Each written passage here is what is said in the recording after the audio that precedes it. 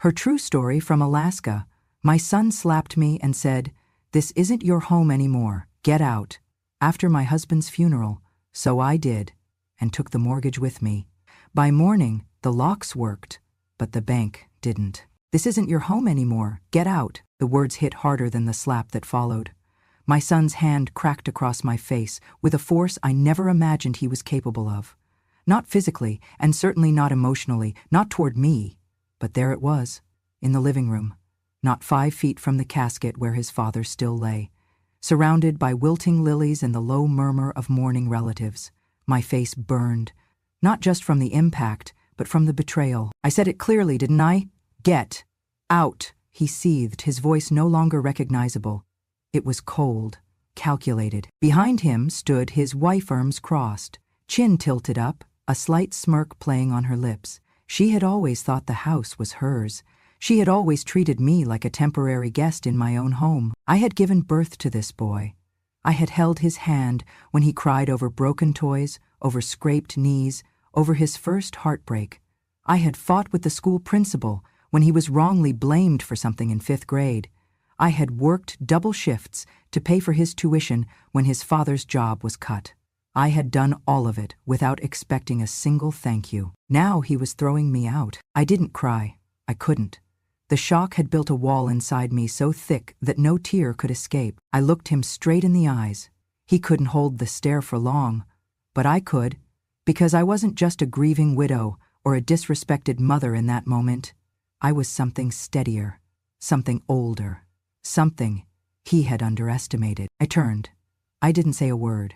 My suitcase was still in the corner of the hallway, barely unpacked from the hospital visit a week ago, my husband's final stay. I pulled it toward the door, my steps quiet on the hardwood floor we'd laid down together 37 years ago. I didn't take everything.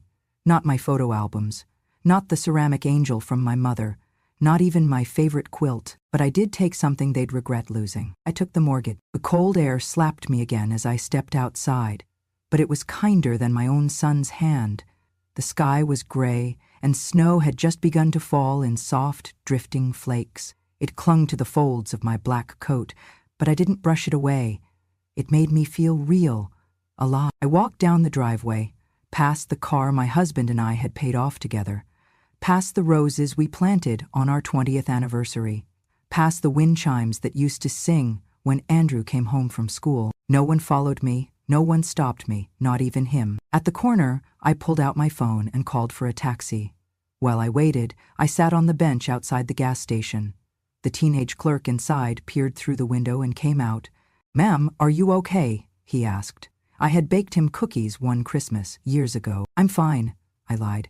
"Just waiting for a ride. Do you want to wait inside where it's warm?" I nodded. He didn't ask more.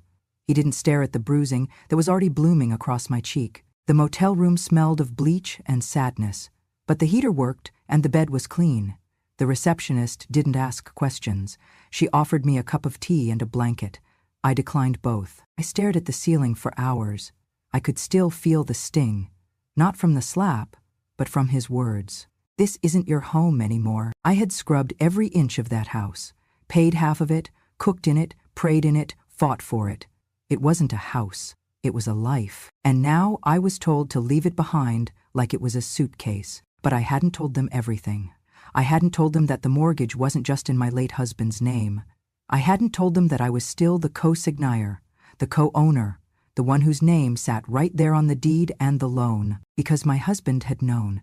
He had known what could happen. And in one of our last conversations, he had said something I thought I'd never need to remember. "If I go first," he said, his voice shaky, "don't tell Andrew about the documents. Not unless he hurts you." I had placed those documents in a safe deposit box at the bank, along with something else. A letter he wrote, a backup will, and a clause that would change everything. The next morning, I made my call, not to Andrew, to the bank. I requested that the automatic mortgage payments be stopped. I gave them my name, my ID, the account number. They verified it. "You're listed as a co-owner and co-borrower, ma'am. You can do that," the banker said. I said thank you. Then I hung up. By noon, my son would find the locks changed, the door rekeyed. But by the end of the week, he'd get the real shock when the bank called. And I would be far away by then, not hiding, just quiet. I had spent my whole life being quiet. Now it was my silence that would speak the loudest. That house didn't fall from the sky. It wasn't some gift. It was built, brick by brick, check by check, sacrifice by sacrifice. In 1987, when the snow fell heavier than usual and heating bills nearly ruined us, my husband and I signed the first mortgage papers. I still remember the ink smudging slightly from my nervous hands. I had insisted on being a co-owner, not because I didn't trust him, but because his credit at the time was a mess. He had just closed a failed auto repair business, and the banks had turned him away more than once. But I had steady work. For over a decade, I'd been a medical clerk at the local clinic. Reliable income, clean credit. My name opened the door. My name got us the loan, and so my name went on the deed. We didn't talk about it much after that. He was proud but quiet about the arrangement. Still, when we planted our first hydrangeas in the front yard, he whispered, "We built this together, you and me." And we did. Every month we paid on time. Sometimes we skipped dinners out or Christmas presents. Sometimes we patched holes in the roof, ourselves, with duct tape and determination. But we never missed a payment. The bank sent statements in both our names. The mailbox always knew we were equals. But when my husband fell ill in 2012, everything changed. Suddenly, the strong man who once lifted me over puddles now struggled to lift a coffee mug. Medical bills mounted. Insurance barely scratched the surface. He couldn't work anymore, and Social Security was slow and stingy, so I took on more hours at the clinic, switched to night shifts, learned how to stretch a week's groceries from 2 bags. I even cleaned houses on weekends, wearing gloves to hide my cracked knuckles. But I never complained. Not to him, and never to Andrew. Because Andrew had just started his own family. He was trying to build something too. I didn't want to burden him. I told him we were doing just fine, even when I counted pennies to fill the gas tank. When he asked why I looked tired all the time, I smiled and blamed it on age. He never asked more, and maybe that was my mistake. Maybe if I had let him see truly somewhat I was doing, he might have respected me more. Or maybe not.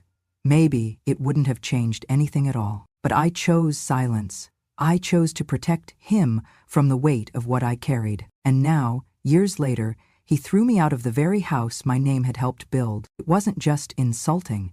It was erasure. They thought it was theirs. They walked through its halls like kings and queens of something they didn't earn. His wife changed the curtains, repainted the living room, remodeled the kitchen, all without ever once asking me. She said it was her domain. I let her believe that. I didn't want to fight. I just wanted peace in my final years. I thought if I gave them space, they would give me respect. Instead, they gave me orders. I remember one evening, just a few months ago, I was dusting the bookshelf when she said, "You really should ask before touching things. We're trying to keep the aesthetic consistent." It was my bookshelf, my books. Even the shelf had been built by my husband's hands. I went back to my room, shut the door, and cried quietly for the first time in a long time. Not because of her words, but because I saw what was coming. She was rewriting the narrative, and Andrew let her. He started calling it their house in conversations, stopped asking for my opinion, treated me like an extended guest, tolerated but not welcomed. I watched it all, silently. I didn't push back. I didn't wave around documents or make scenes, but I never threw anything away. Every mortgage document, every payment slip, every copy of the deed, I kept them in a neat manila folder in my bottom drawer. And when my husband died, I took that folder and placed it in a safe deposit box at the bank, along with a backup copy of his will and a letter he left for me, just in case. I had protected Andrew his whole life, but I had protected myself too. Now when they slammed that door in my face, they thought they were finally in control. They didn't know the history. They didn't know the house wasn't just wood and drywall and paint. It was names on paper, and one of those names was still mine. A week before he died, my husband called me into the bedroom while Andrew and his wife were out buying groceries. He was lying in bed, thinner than I had ever seen him, the curve of his bones showing through his flannel pajama top. But his eyes were sharper than they'd been in weeks. "Come sit," he said, patting the edge of the mattress. I sat. He reached into the drawer beside the bed and pulled out a small brown envelope. "Don't open it now," he said, placing it in my hands. "And don't tell Andrew it exists. Not unless..." He trailed off, coughing. Not unless what? I asked gently. He looked at me for a long moment, then said, not unless he hurts you. I stared at him, confused. What do you mean, hurts me? I mean, he paused, collecting his breath. I've seen how he speaks to you sometimes, the way she treats you, and he lets her. I swallowed hard. I didn't want to talk about that, not with him in this condition. Not now. You're overthinking, I whispered. He's just stressed, but my husband shook his head. No. You've been too generous with your forgiveness. That's why I had the papers drafted. I had the lawyer include something, just in case, because if I go before you and they turn on you, I want you protected. I tightened my grip on the envelope. What's in here? A second will, a supplemental clause. It's notarized, it's legal. If Andrew ever insults, abuses, or evicts you from this home, he loses all claim. Every penny, every title, every right. My hands trembled. He continued, I didn't want it to come to that, but I needed to know that if I'm not around, you still have some control, some justice. I nodded, eyes burning. I leaned forward and kissed his forehead. Thank you, I said, voice breaking. But I hope I never have to use it. He smiled faintly. Me too. He died 5 days later. The funeral was simple, cold, quick. His friends came. Some old colleagues. Andrew barely said 2 words during the service. His wife made herself the center of attention, sobbing loudest, even though she'd only known him 10 years. I kept my silence. I clutched the folded flag and the last photograph we had taken together. And I held the unopened letter in my coat pocket. I went to the bank the next morning. The woman at the front desk recognized me. Her name tag read Melinda. Safe deposit box? She asked kindly. I nodded. Box 221? Under Eileen Carter? She verified my ID, handed me the key, and led me to the private room. I opened the box and placed the letter inside, along with the supplemental will, a USB stick with scanned mortgage documents, and a copy of our original title. I labeled it, in case of emergency. Then I locked it all away. I didn't want to think about it again. I didn't want to imagine a version of the world where my son would make me need it. But now that version had arrived. 3 days after the slap, I returned to the bank. Melinda wasn't there. A new clerk helped me, a young man who looked barely 20 but spoke with care. In need of access? He asked. Yes, I said. Box 221. He led me back to the same private room. When I opened the box, I hesitated. My hands didn't shake this time. I took out the letter first. The paper had yellowed slightly around the edges, but my husband's handwriting was still clear, steady, familiar. To my dearest Eileen, it began. I read it again, even though I had it memorized. If you're reading this, then I'm gone. And if you're reading this because Andrew did what I hope he never would, then I am sorry. But you must know this. You are not powerless. You are not invisible. This house was yours as much as mine. Your hands built it, your sacrifices paid for it, and no one, especially not our son, pays to erase that. A lump rose in my throat. There is a clause in the supplemental will. You know it. Use it if you must. Don't let guilt keep you silent. You've spent a lifetime being the glue for this family. Let this be the moment you stop holding it together for everyone else. He had signed it, dated it, October 14, 2020, just weeks before his last hospitalization. Below the letter, the supplemental will confirmed everything. It named me as primary executor, custodian of the estate, and included a very specific clause. In the event that my son, Andrew Carter, physically or verbally abuses my wife, Eileen Carter, or attempts to evict her from the family home, all inheritance rights under this will shall be null and void. The estate shall then transfer to a designated trust under Eileen's sole control. It was signed by 2 witnesses and notarized. Legal, ironclad. I sat there in the quiet of the bank's vault room for a long time, breathing deeply. I hadn't wanted this power, but they had forced my hand. They had forgotten something crucial. Just because I had been quiet didn't mean I had been careless. I returned the documents to the box, took out the USB, and slid it into my purse. I would send the files to the lawyer later today, along with the recording I'd made the night of the slap, because that too I had preserved. His words were clear. This isn't your home anymore. Get out. It was all I needed. Proof and purpose. My husband had prepared me. Now I would prepare the reckoning. I arrived at the bank the very next morning. The snow had crusted into ice overnight, and the sidewalks were slick beneath my boots, but I walked carefully, deliberately, not slowly, just with intent. I was not stumbling. I was not afraid. I was not broken. I was done being silent for the sake of peace. By 9:05 a.m., I was seated across from a loan officer in a small glass room. Her name tag read Jessica. She wore a burgundy blazer and had kind eyes, but I saw the flicker of curiosity in them when she read my request. "You'd like to terminate the automatic mortgage payments, Mrs. Carter?" "Yes," I said firmly, "and I'd like to review the full loan file, originals if possible." Jessica blinked. "We can prepare copies for you. Are you aware that this action may affect—" "I'm the co-borrower," I interrupted.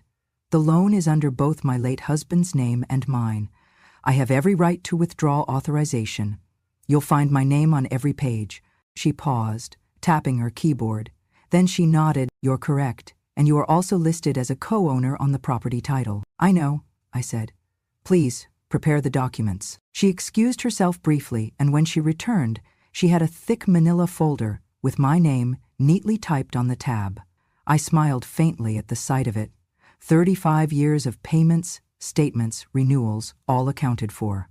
All mine to claim. I signed the revocation form. It took less than 10 minutes. 10 minutes to undo what they believed was permanent. Jessica handed me the file. "Is there anything else I can assist you with, Mrs. Carter?" "Yes," I said. "I'll be transferring the file to my lawyer later today. In the meantime, please flag the account. No one is to resume payments or renegotiate terms without my written consent." She nodded. "Of course. We'll place a lock on it." As I left the bank, the wind caught my coat. I pulled it tight around me, but inside, something warm flickered.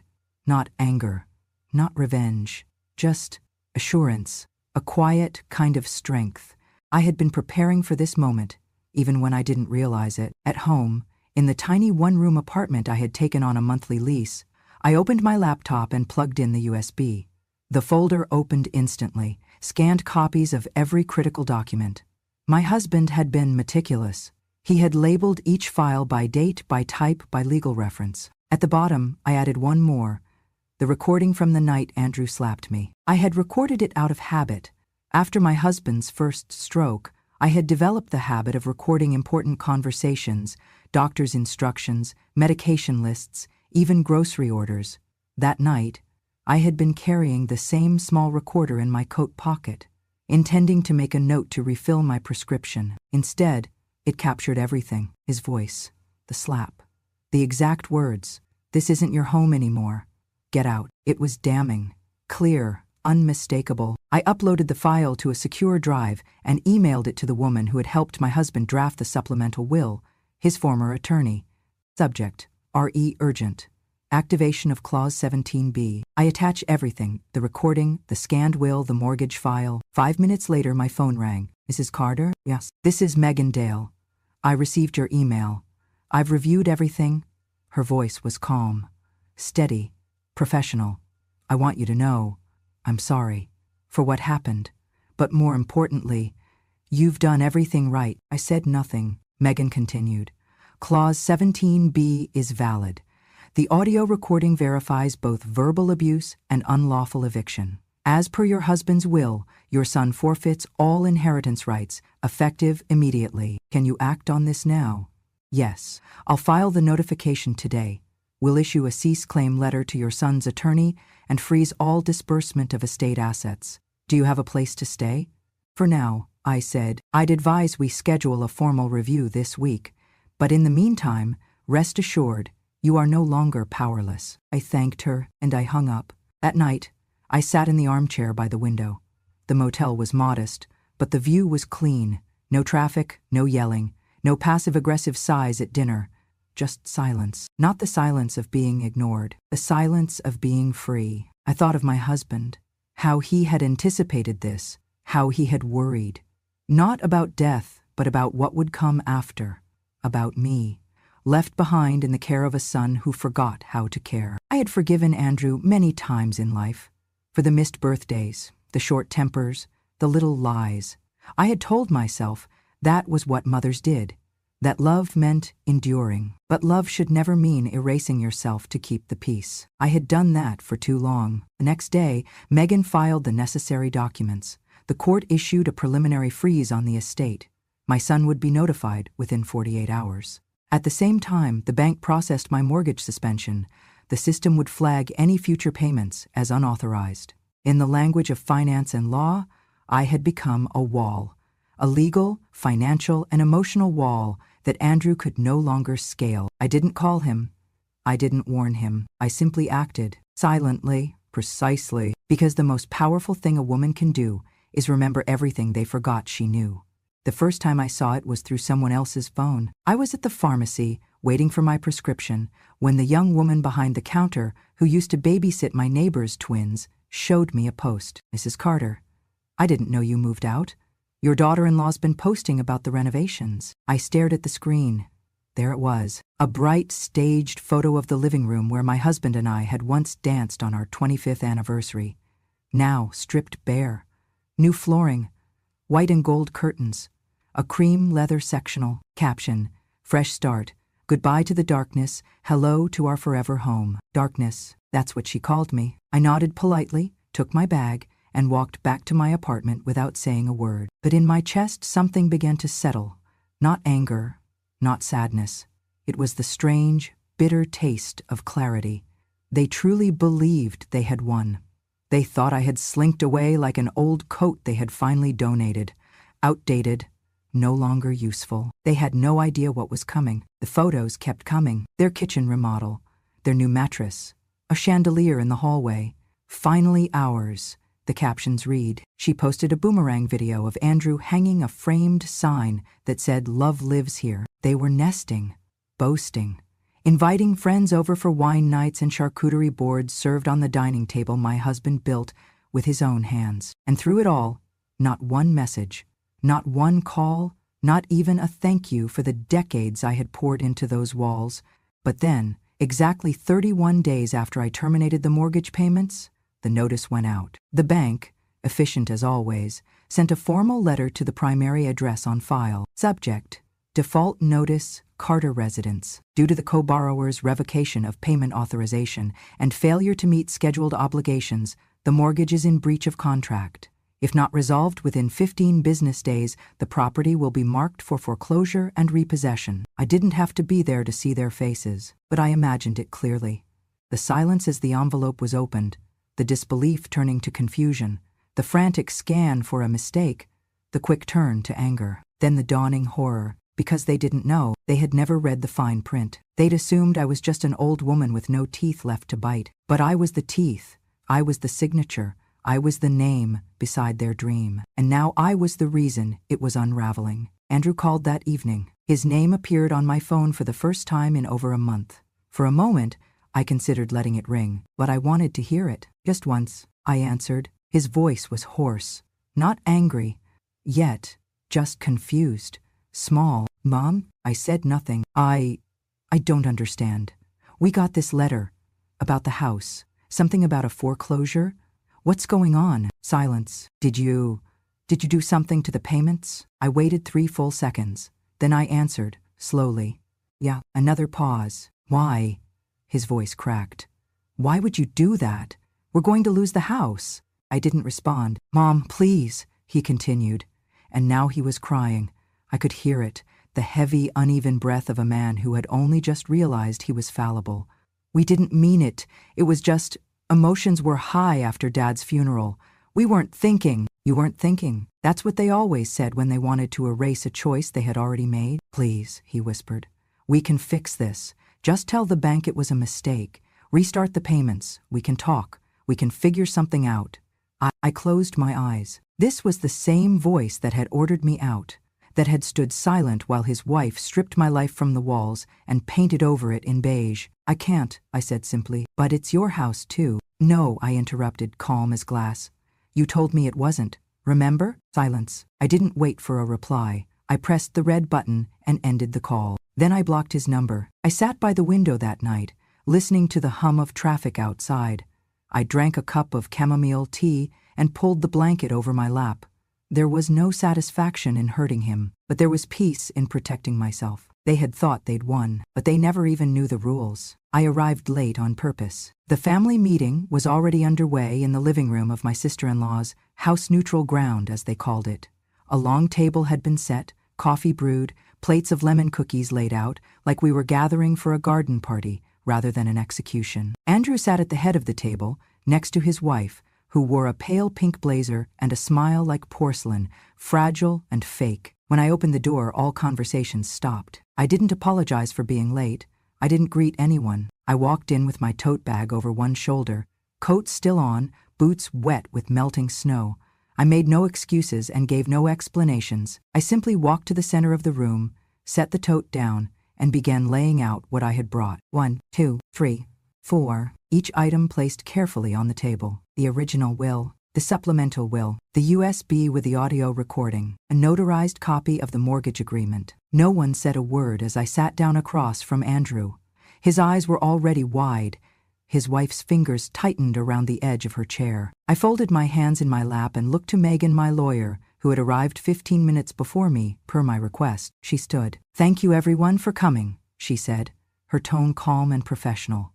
"I represent Mrs. Eileen Carter, widow of the late Mr. Thomas Carter. The purpose of this meeting is to formally disclose the legal updates pertaining to the estate of Mr. Carter." Andrew raised a hand, already flustered. "Wait, why is this happening now? I thought everything was all ready." Megan didn't blink. "Please allow me to finish." He shut his mouth. She picked up the supplemental will.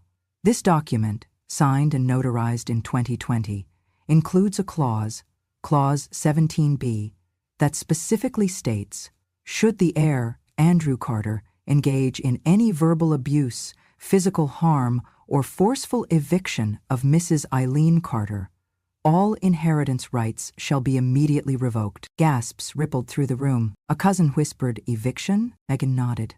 "We have submitted audio evidence of Mr. Andrew Carter stating, quote, 'This isn't your home anymore.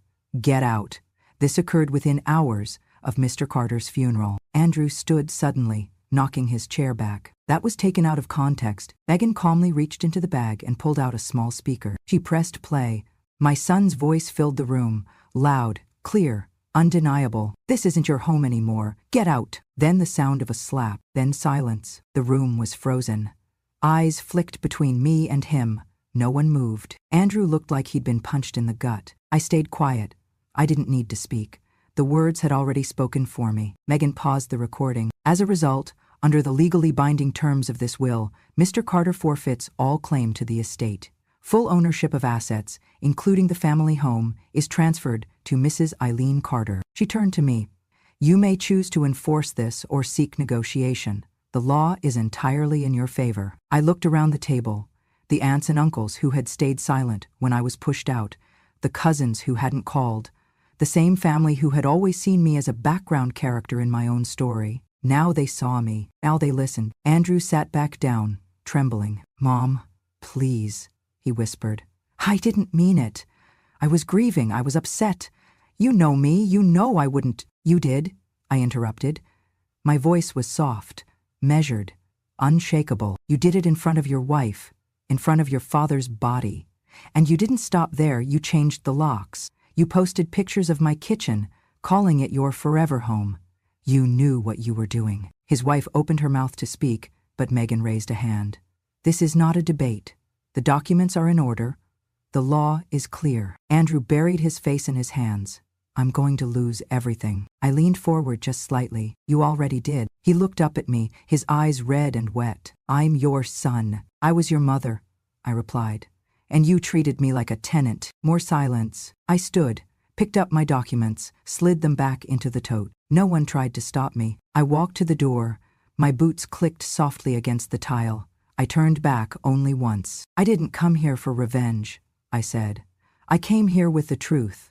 What you do with it next is up to you." Then I left. I didn't need to slam the door. The silence was enough. It was raining when they came. I heard the knock before I saw them. 3 soft taps, almost timid, followed by silence. Then another, hesitant, as if they weren't sure if they should knock again or just leave. I opened the door slowly. Andrew was standing in the hallway of my apartment building, soaked through, rain dripping from his collar. His wife stood a step behind him, her eyes red-rimmed but dry. He looked older than I remembered, older than a month should have made him. He wasn't wearing a coat. "Mom," he started, voice cracking. I didn't say a word. I didn't know where else to go, he stammered. "They said the house, the foreclosure, the letter. I tried to get them to stop it, but they said I wasn't authorized, that the payments had been suspended, that I had no standing." "You don't," I said flatly. His face twisted. He fell to his knees, right there on the old carpet outside my door. "Please, Mom, I'm sorry." "We're sorry." His wife bowed her head, but didn't kneel.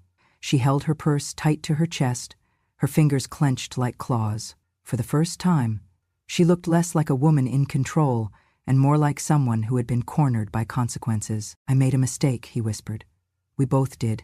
We let our pride get in the way. We thought we were doing what was best, but we were cruel, and we were wrong." Still, I didn't move. "Just, please, Mom, if you could talk to the bank, reinstate the mortgage, let us take over payments. We'll pay everything. We'll make it right. You can come home. Or not, whatever you want. Just don't let us lose the house." I opened the door wider. He looked up, hope flickering. I didn't invite them in. Instead, I stepped past them into the hallway and reached into my purse. I pulled out a folded document in a clear sleeve. "This," I said, handing it to him, "is the deed transfer.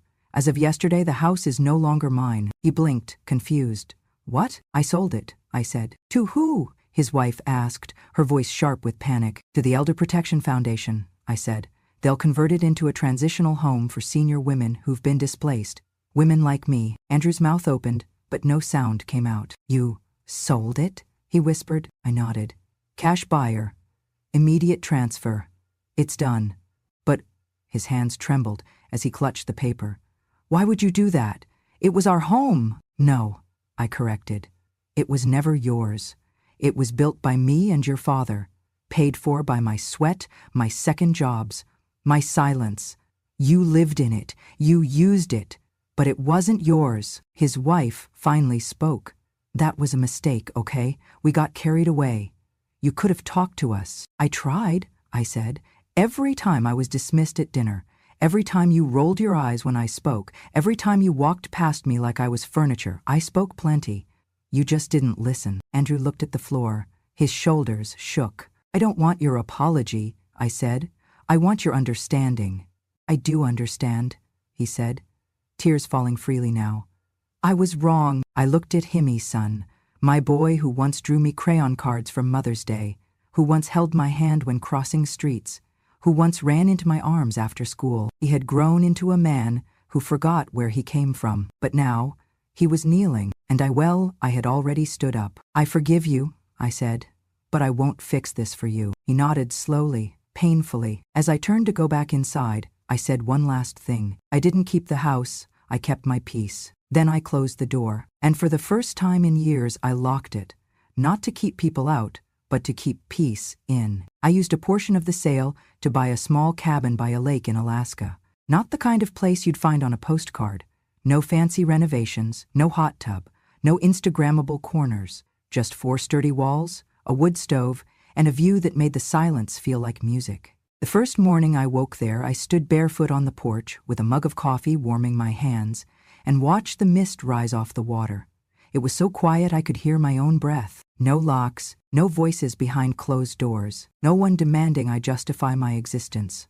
Just me and the trees, and a sky so wide it made the past look small. For the first time in decades, I slept through the night. No dreams of slammed doors, no voices shouting over memories, just sleep, just peace. I unpacked slow, one box at a time. I didn't bring much with me, just what mattered.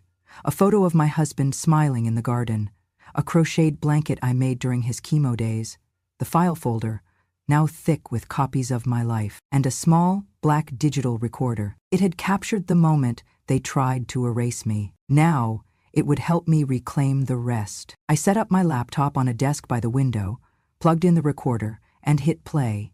His voice echoed into the empty room again, but I didn't flinch this time. I had heard worse. I opened a blank document and began to write. I wrote about the hydrangeas we planted in '89, about the time the roof caved in from snow and we fixed it together with borrowed ladders and prayer, about the day Andrew was born and the first time he called me Mom. I didn't write to blame. I wrote to remember, to give myself back the years I had spent folding myself into corners for the sake of peace. That evening, I sent my first audio file to Grandma, True Stories. A true story, my story, not polished, not theatrical, just a voice that had waited too long. In the recording, I said, "These days, getting older made me invisible, but age is just silence collecting power.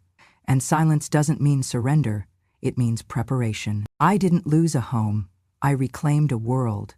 So if you're listening, if you've ever been pushed out of the very life you helped build, know this, you are not alone, and you are not done." I didn't expect anyone to listen, but they did. Comments came in.